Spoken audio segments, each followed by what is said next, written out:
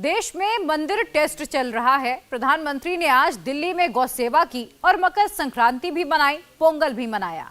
पोंगल दक्षिण भारत का प्रमुख पर्व है। सूर्य आज से उत्तर की ओर चले हैं, लेकिन सनातन को आत्मसात करके मोदी पूरा पश्चिम उत्तर दक्षिण में एक नया राम सेतु बना रहे हैं। दूसरी तरफ कांग्रेस न्याय यात्रा निकाल रही है। राहुल की ये न्याय यात्रा 66 दिन चलेगी। यात्रा लेकर राहुल यूपी के अमेठी में भी जाएंगे, लेकिन अयोध्या नहीं जाएंगे। तो क्या राम मंदिर से दूरी बनाकर कांग्रेस मंदिर टेस्ट में फेल हो गई है? 2024 के चुनाव में राम मंदिर सबसे बड़ा चुनावी मुद्दा है, लेकिन कांग्रेस ने मंदिर की फील्ड पूरी तरह से बीजेपी के हवाले कर दी। इसी फील्ड पर मोदी अपना नया ब्रह्मास्त्र चलाएंगे। मोदी का ये नया ब्रह्मास्त्र है क्या?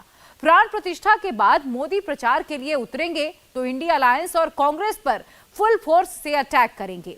मोदी क्या बताएंगे, क्या समझाएंगे और कौन कौन सी तस्वीर दिखाएंगे, पूरी डिटेल इस रिपोर्ट में जानिए। 2024 के चुनाव से पहले देश में मंदिर टेस्ट चल रहा है। बीजेपी राम यात्रा निकाल रही, हर घर अयोध्या हर घर राम का पूरा जोर लगा रही।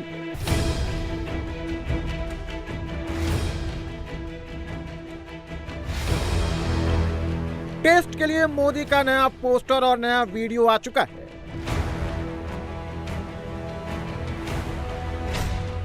पोस्टर में मोदी झाड़ू लेकर खड़े हुए। 21 करोड़ दलितों को मोदी का मैसेज डिलीवर हो गया। मोदी पानी की बाल्टी को लेकर 7 कदम चले। 7 करोड़ वोट मोदी ने पक्का कर लिया।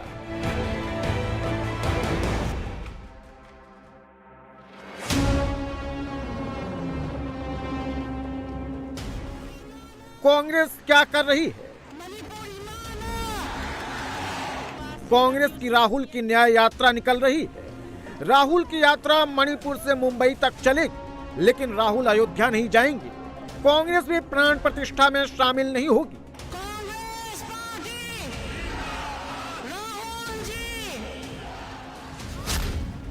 क्या मंदिर न जाकर कांग्रेस मंदिर टेस्ट में फेल हो गई? क्या राहुल की ये यात्रा अयोध्या से शुरू नहीं हो सकती थी? अगर राहुल गांधी अयोध्या से यात्रा शुरू करते तो क्या होता?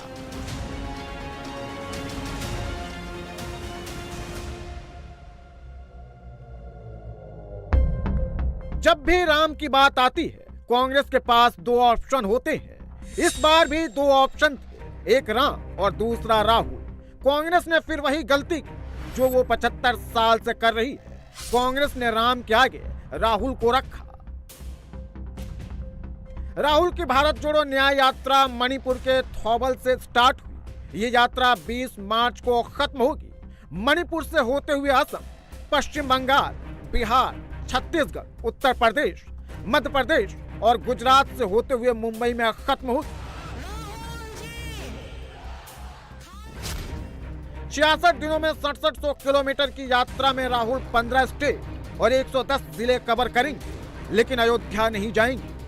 2022 में राहुल ने भारत जोड़ो यात्रा निकाली थी। 130 दिन में राहुल 3970 किलोमीटर पैदल चले, 12 स्टेट और 2 केंद्र शासित प्रदेश को कवर किया, लेकिन तब भी राहुल अयोध्या नहीं गए। मोदी विरोधी ये नैरेटिव बनाते हैं कि बीजेपी का दक्षिण में कुछ नहीं है, वो उत्तर भारतीयों की पार्टी है, लेकिन इस बार मोदी इस नैरेटिव को फेल करेंगे। मोदी का दक्षिण वाला विजय पथ राम पथ से जाएगा। राम मंदिर की प्राण प्रतिष्ठा में बीजेपी ने साउथ के एक नहीं कई सुपरस्टार को बुलाया है। दक्षिण से रजनीकांत भी आएंगे, धनुष भी आएंगे, चिरंजीवी भी अयोध्या में ही रहेंगे और 2 बड़े स्टार मोहनलाल और मामूटी भी राम दरबार में हाजिरी लगाएंगे। साउथ के जब इतने बड़े बड़े सुपरस्टार आएंगे, राम के धाम में मोदी के साथ अपनी तस्वीरें खिंचवाएंगे। जब अवधपुरी से यह पोस्टर दक्षिण में जाएगा तो इसका इंपैक्ट चुनाव में जरूर नजर आएगा। तो क्या 2024 में वही होगा जो मोदी कह रहे हैं? पूरब से पश्चिम और उत्तर से दक्षिण तक मोदी 80% सनातन वोट जोड़कर 400 प्लस जाएंगे। सी वोटर्स ने एक सर्वे किया जिसमें यह पूछा कि क्या प्राण प्रतिष्ठा का 2024 की वोटिंग पर पड़ेगा। 52.1% ने माना कि असर पड़ेगा, जबकि 31.7% लोगों ने माना कि कोई असर नहीं होगा, जबकि 16.2% लोगों ने कहा कि उन्हें जवाब नहीं पता। नोट करने वाली बात यह है कि 52% लोगों ने सवाल का जवाब हाँ में दिया। उसमें से 45% वो लोग हैं जो ऑपोजिशन को वोट करते हैं। अब सवाल ये है कि राहुल अयोध्या क्यों नहीं जाते? क्या कांग्रेस ने अयोध्या से दूरी बनाकर वोटर को दूर कर दिया है? राहुल के रूट प्लान में अयोध्या मिस क्यों हो जाता है? गांधी परिवार अयोध्या को बार बार क्यों भूल जाती है? बीजेपी नेता और असम के मुख्यमंत्री राहुल की बाबर की कब्र वाली फोटो दिखाकर सवाल उठा रहे हैं। पूछ रहे हैं कांग्रेस को रामलला से इतनी नफरत क्यों? हिंदू से इतनी नफरत क्यों? पॉलिटिकल एक्सपर्ट को भी लगता है कि 2024 के लिए राहुल का मणिपुर प्लान मिसमैच कर रहा है। एक्सपर्ट कह रहे हैं कि कांग्रेस राम मंदिर टेस्ट में फेल हो रही है। चुनावी विशेषज्ञों का मानना है कि कांग्रेस ने अयोध्या से यात्रा न निकालकर और अयोध्या न जाकर बड़ी गलती कर दी। तो क्या कांग्रेस राहुल की इस न्याय यात्रा से राम यात्रा को काउंटर नहीं कर पाएगी? 1992 से लेकर 30 जनवरी 2023 तक मोदी 5 बार अयोध्या का दौरा कर चुके हैं।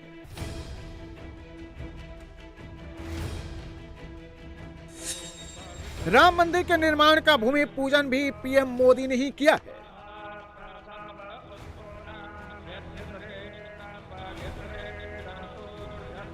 मोदी अयोध्या वासियों के साथ अवधपुरी में दिवाली का जश्न मना चुके हैं। 30 दिसंबर को अयोध्या में एयरपोर्ट का उद्घाटन और प्राण प्रतिष्ठा की तैयारियों को चेक कर चुके हैं। लेकिन गांधी परिवार से कोई भी रामलला के दरबार में नहीं पहुंचा, चाहे फिर वो राजीव गांधी हो, इंदिरा गांधी हो, सोनिया गांधी या फिर राहुल गांधी। गांधी परिवार का हर सदस्य अयोध्या से दूरी बनाकर रखता है। राहुल की न्याय यात्रा अमेठी से भी गुजरेगी, जहां 19 में खुद राहुल हार गए थे। यूपी का अमेठी कांग्रेस का गढ़ है। अमेठी से अयोध्या की दूरी करीब 107 किलोमीटर है। इस दूरी को तय करने में 3 घंटे का टाइम लगता है। 1981 में संजय गांधी के निधन के बाद अमेठी में लोकसभा चुनाव हुए तो राजीव गांधी अमेठी से चुनाव जीतकर सांसद बने।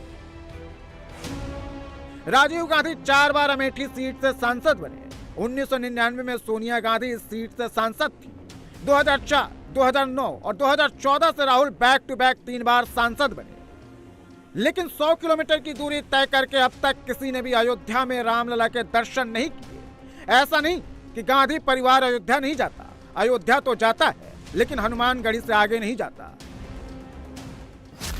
1990 में राजीव गांधी अयोध्या गए, लेकिन वो न तो हनुमानगढ़ी जा पाए, न रामलला के दर्शन कर पाए। 2017 में राहुल गांधी हनुमानगढ़ी मंदिर गए, रामलला का दर्शन लेकिन नहीं किए।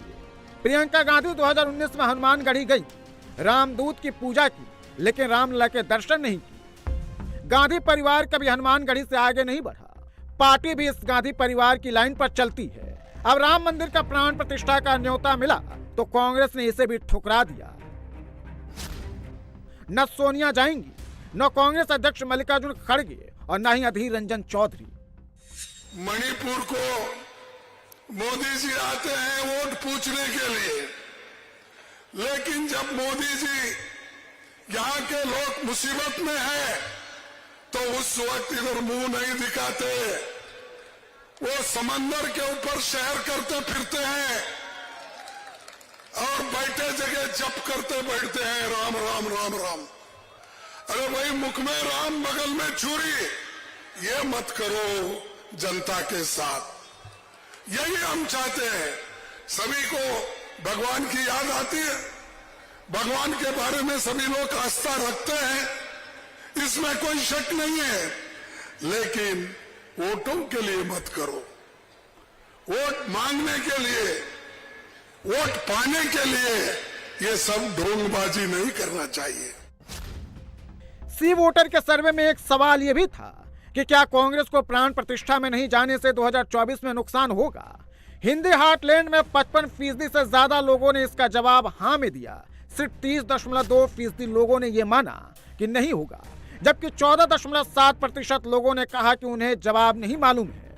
लेकिन सर्वे में हैरान करने वाली बात यह है कि 46.5% लोग जो अपोजिशन को वोट करते हैं, उन्हें लगता है कि कांग्रेस को नुकसान होगा।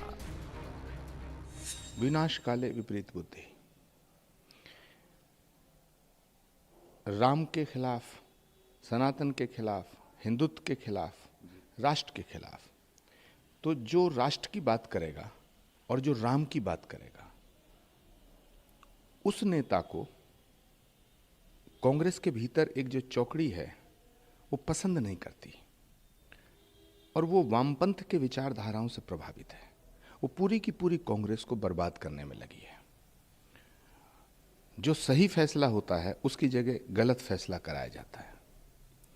उसी का परिणाम है कि बड़े बड़े नेता, वो नेता जो गांधी परिवार के बहुत निकट थे, वो नेता जो राहुल जी को बहुत चाहते थे, वो नेता जो राहुल गांधी जी के साथ रहते थे दिन रात, सिंधिया हो, आरपीएन सिंह हो, जितेंद्र प्रसाद हो, मिलिंद देवड़ा हो, वो धीरे धीरे करके सब किनारा कर रहे हैं, सब छोड़ के जा रहे हैं।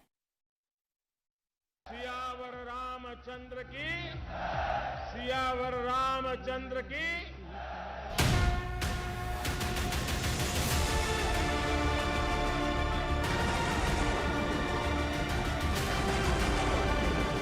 जब राम मंदिर की बात आती है, कांग्रेस हमेशा कटघरे में नजर आती है।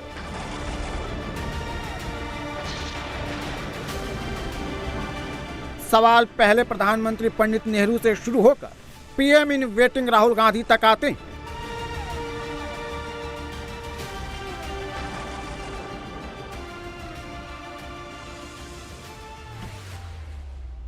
उन्नीस में 22 दिसंबर की रात में विवादित ढांचे के मुख्य गुंबद के नीचे मूर्तियां पाई गईं।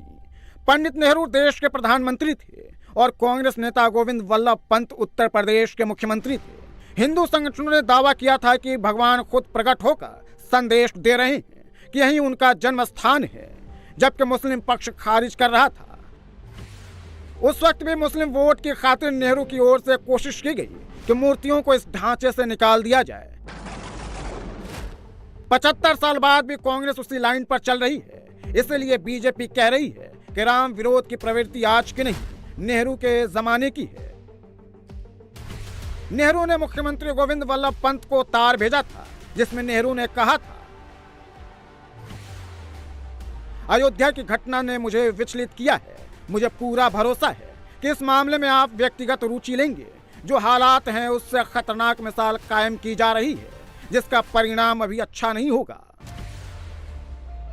जब गोविंद वल्लभ पंत ने नेहरू जी के तार और पत्र का कोई जवाब नहीं दिया, तब नेहरू विचलित हो गए थे। बीजेपी के आरोप तो ये हैं कि उसी वक्त उनको लगने लगा था कि राम मंदिर को लेकर कुछ होगा तो मुस्लिम वोट तो हाथ से जाएगा ही। इसके साथ ही कश्मीर में भी इसका इंपैक्ट नजर आएगा। नेहरू चिंता प्रकट करते हैं कि अयोध्या में मस्जिद पर कब्जे की घटना का पूरे देश, विशेषकर कश्मीर पर बुरा असर पड़ेगा।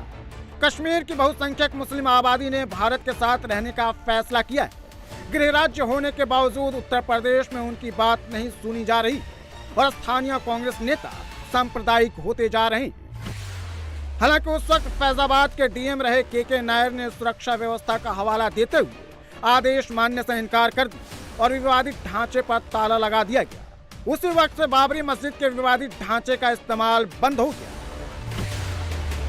अयोध्या में 500 वर्षों के बाद जब 22 जनवरी को प्रधानमंत्री मोदी जी के कदमों से प्रोग्राम अयोध्या में अपने भव्य मंदिर में विराजमान होंगे, तो देश ही नहीं पूरी दुनिया के अंदर जहां कहीं भी सनातन धर्मावलंबी रहता है उसको तो गौरव की अनुभूति होगी ही, उसके चेहरे पर एक खुशहाली तो होगी। मेरा ये मानना है 22 जनवरी का कार्यक्रम दुनिया के अंदर जहां कहीं भी सभ्यता और संस्कृति को कुचला गया होगा, उनमें एक आस है, उनके लिए एक नया विश्वास है 22 जनवरी का कार्यक्रम।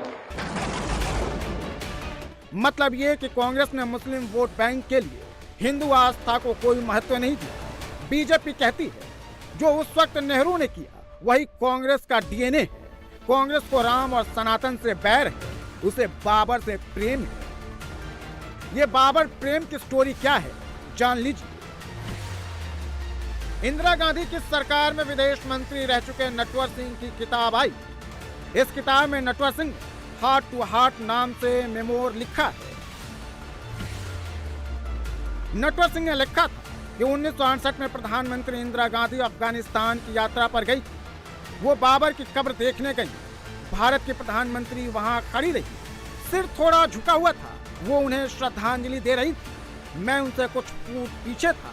ये संजोने, याद करने और याद रखने वाला पल था। उस पल में सदियां विलीन और धुंधली होती दिख रही थी।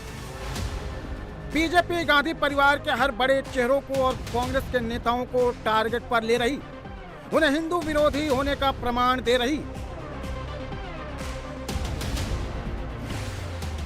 6 दिसंबर 1992 के बाद नरसिम्हा राव सरकार ने सिर्फ यूपी में कल्याण सिंह की सरकार को ही नहीं बल्कि दूसरे राज्यों की बीजेपी सरकार को भी बर्खास्त कर दी।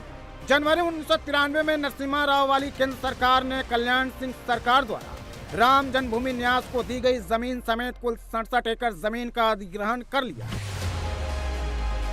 जब बीजेपी सोनिया को टारगेट पर लेती है तो वो सोनिया के उन बयानों को जिसमें ये कहती है कि अगर यूपी में अगर कांग्रेस की सरकार होती तो 6 दिसंबर नहीं होता। 1998 से लेकर अब तक सोनिया ऑन कैमरा और ऑफ कैमरा ये बात कह चुकी। राहुल ने भी 2007 में यूपी में यही बयान दोहराया था। अब सोशल मीडिया पर सोनिया की एक चिट्ठी वायरल है। 2016 में यह चिट्ठी सोनिया गांधी ने पोप फ्रांसिस को लिखी थी। उस वक्त मदर टेरेसा को संत घोषित किया जा रहा था।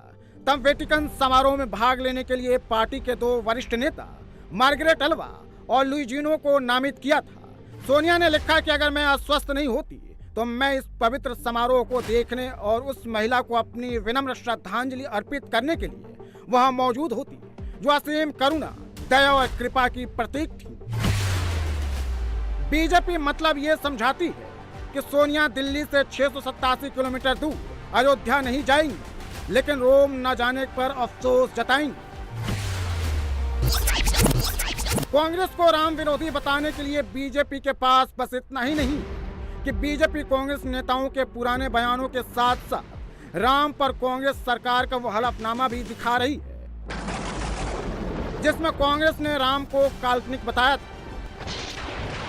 2007 में सेतु समुद्रम परियोजना पर मचे घमासान के दौरान मनमोहन सिंह सरकार ने हलफनामा दाखिल किया था। उस वक्त बीजेपी विपक्ष में कई दक्षिणपंथी संगठन इस परियोजना का विरोध कर रहे थे। संगठनों का कहना था कि परियोजना से राम सेतु को नुकसान होगा। तब कांग्रेस सरकार ने भगवान राम के अस्तित्व पर सवाल उठाए और हलफनामा दायर किया। इसमें लिखा था, वाल्मीकि रामायण और रामचरितमानस प्राचीन भारतीय साहित्य का एक महत्वपूर्ण हिस्सा है, लेकिन इन्हें ऐसे ऐतिहासिक रिकॉर्ड नहीं कहा जा सकता जो इनमें दर्शाए गए पात्रों और घटनाओं और उसमें घटित घटनाएं अस्तित्व को निर्विवाद रूप से साबित करते हों।